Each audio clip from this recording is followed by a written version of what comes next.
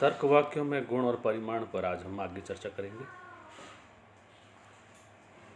जैसा कि मैंने पिछले वीडियो में बताया था कि किसी भी तर्क वाक्य के 4 भाग होते हैं: परिमाण, उद्देश्य, संयोजक और विधेय।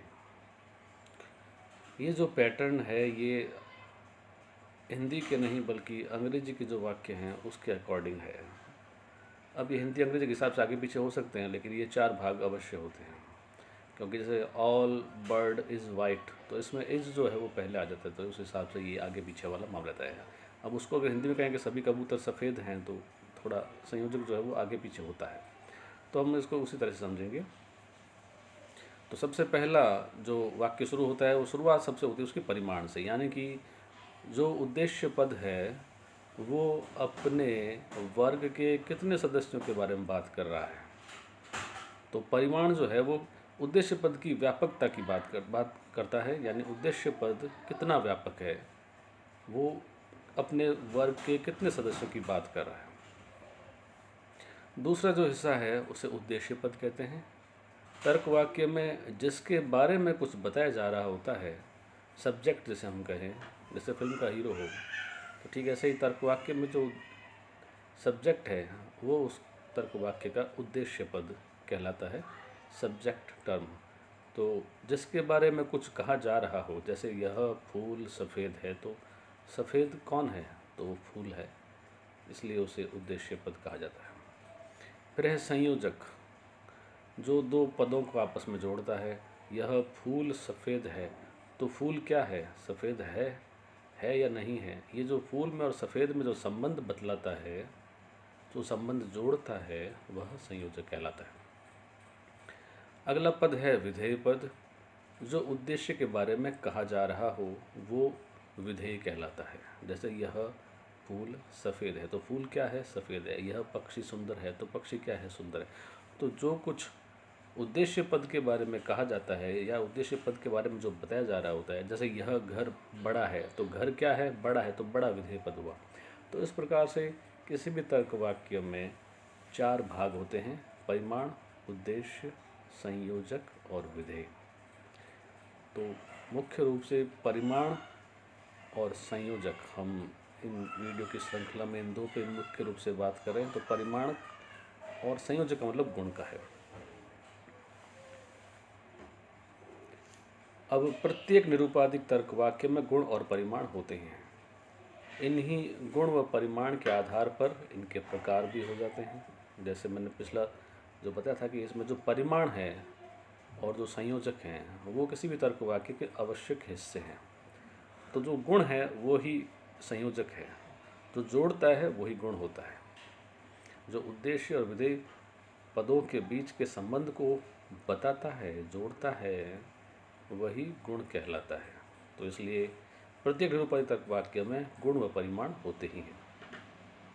और इन्हीं गुण व परिमाण के आधार पर इन तर्क वाक्यों के विभिन्न प्रकार हैं। बहुत ज़्यादा तो नहीं है, 4 ही प्रकार हैं, लेकिन ये जो 4 प्रकार हैं इन गुण और परिमाण के आधार पर ही होते हैं, क्योंकि बिना गुण परिमाण के किसी भी तर्क वाक्य का अस्तित्व संभव नहीं है, ऐसा बताया है। अब हम बात करें गुण क्या होता है। तर्क वाक्य में उद्देश्य विधेय में होना ना होना की क्रिया होती है, कि उद्देश्य विधेय जो है में होना है या ना होना है की क्रिया जो है वो गुण द्वारा बतलाई जाती है, और यह क्रिया संयोजक का कार्य करती है, उनमें संबंध को स्पष्ट करती है। तो जो जोड़ता है वो संयोजक कहलाता है।